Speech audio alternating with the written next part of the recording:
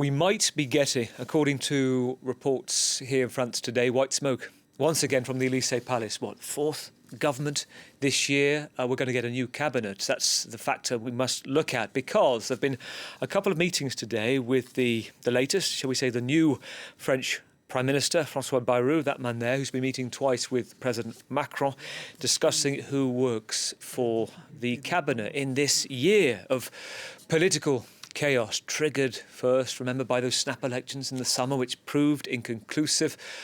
The new Prime Minister has been selecting what he thinks might work. The earliest elections we can have will be summer next year. So it's a matter of carrying on, keep on limping on. Let's hear from our team at France 24 on, well, the makeup of the possible government and what's going on so far. In fact, we can't get to that, so let's go one even better than that and speak to somebody who's here with me.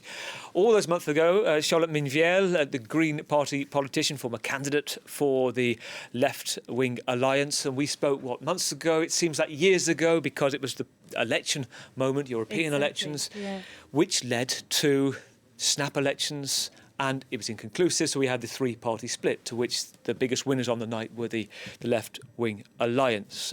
Tell me about your thoughts tonight as we await this newly unveiled cabinet. What you want to see, is anything palatable to you? Well, thank you for reminding us that the left came first in those elections. It was a great surprise for everybody to have those snap elections, and the left came first. And what did we see? The president decided to form a government on the right. And what are we seeing now? Once again, exactly the same thing. So it feels like exactly the same scenario with the same actors over and over again. And this bad movie is just not ending. So, of course, now he's nominated Francois Bayrou. We've seen what a disaster his first few weeks have been, with a total lack of consideration and empathy for what's happening in Mayotte, and deciding to actually favor some of his council meetings in Pau.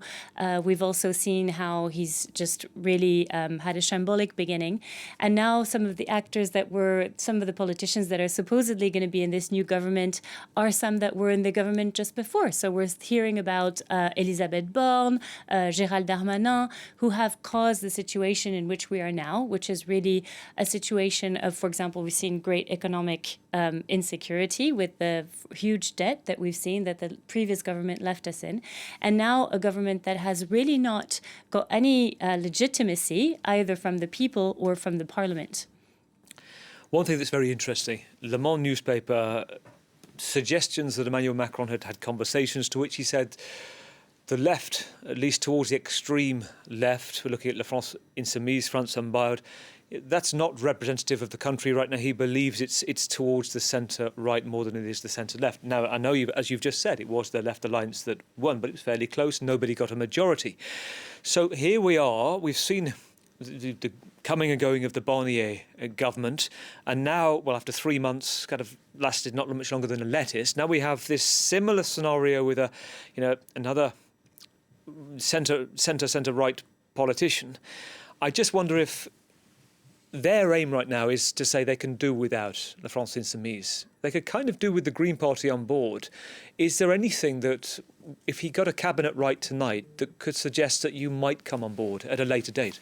No, not anymore. I think we've really seen that a lot of our party leaders have engaged constructively in some discussions. Our Green Party leader, Marine Tondelier, and, the two presidents of our party, both at the Assemblée Nationale and the Senate, joined those discussions.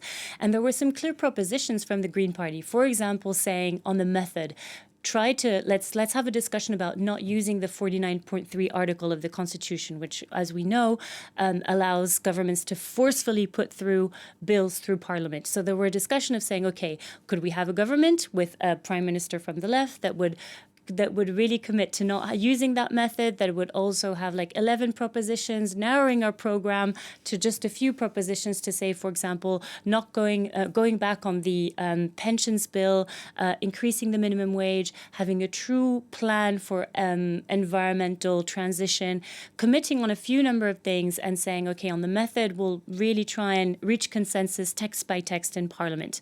And that was completely refused. There would have been that opportunity now, as we've seen seen how this government has completely failed, the Barnier government, to try and form something with the left, to enter in these discussions, but we got absolutely no guarantees from Francois Bayrou that he would do something different. For the pensions bill, he said, oh, maybe let's engage like the unions and have discussions over 9 months, do something like that. For the 49.3 article, okay, maybe I won't use it too much unless if I need it, which really means nothing. So, yeah. A couple of thoughts. Firstly, given your situation, you stood, you didn't win a seat. Given the chaos that we've seen, I was talking to a number of political analysts saying that it's been years, if at all ever, that there's been a political chaos like this. Has it put you off politics? Do you want to remain within the Green Party, or do you feel like you want to leave and have a business elsewhere? Well, I think it is disheartening, and I can understand why it can be disheartening also, not just for people involved in politics, but also for citizens. You know, we really asked people to say, okay, come out and vote. And they did. They did in huge numbers, in bigger numbers that we'd ever seen in recent years for the parliamentary elections. And why did they do that? They did that because they wanted to stop the far right from being in power. That's in big numbers what happened. And there was this Republican front to try and stop that. And then, you know, what a disappointment to be in the situation we're in, where actually there's a huge democratic crisis. So I think I'm still very eager to try and be involved in politics, because I think politics is crucial to be able to bring about systems change in terms of environmental justice, in terms of social justice, in terms of bringing about more equality. But the reality is there needs to be a revision of our system at the moment. The republic that we have right now, where the president has so much power that he doesn't respect the will of the people and doesn't respect the will of parliament, is a huge crisis right now. Well, good to know. It hasn't completely put you off politics. Just one other thought, because we are getting a sense of the runners and riders heavily reported today. Let's see if it happens. Let's see if it happens tonight. First of all, there's a continuation of sorts. We think of, for example, the foreign minister, interim Jean-Noël Barrot, that he will stay within government. So too Rachida Dati. So too Bruno Retailleau, potentially as interior minister. And also a ghost, literally, from last Christmas past, Elisabeth Borne, Prime Minister, former Prime Minister, coming back this time possibly as Education Minister. What are you hearing? I'm hearing that it's exactly the same. You know, the same causes will bring about the same consequences. There's nothing new in this situation. And, you know, for example, when we look at Bruno Retailleau, this has been a complete, slowly shift towards the right. Bruno Retailleau has positions on immigrations that are very close to the far right, when the French people, as we know, came out to mobilize to be able to counter that.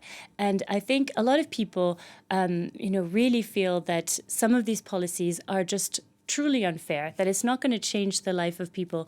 You know, Elisabeth Borne and her government, you know, have put a lot of weight in putting things like this pension bill, the immigration bill. Let's not forget the immigration bill that they passed through last year, which I feel like, as a French person living abroad, you know, truly, it really is an act of normalizing the far right and their discourse, that they're winning in that. And I find it truly disconcerting for a lot of these MPs who were elected thanks to the votes of the left to be able to counter the far right. And now they're bringing about exactly the same policies. Last question. Liz Truss was a former British Prime Minister, and famously, you may remember that they pulled out a lettuce and they put a lettuce in the refrigerator to see what would last longer. The lettuce outlasted Liz Truss. So last week, when we heard the announcement of Francois Bayrou, I pulled out a lettuce and asked the guests on The World This Week how long they thought his government would last. Would it limp on till the summer? So the same question to you. How long do you predict this next government will last? Well, I think the life expectancy of this government is, you know, the predictions I can say are going to be very short. And the reality is it's truly going to depend on the far right. We know that they're basically taken hostage. They're fully dependent on whether the Rassemblement National or not is going to censor it or like give a vote of no confidence, and to really be reliant in that way to the far right, I think just says so much about the crisis that we're in right now. Do you give them until the summer? I doubt it. I think now we're really going to need to have new elections in the summer and be able to give French people a chance to express even more loudly their desire for change. Charlotte, great to talk to you. Charlotte Minvielle, Green Party politician.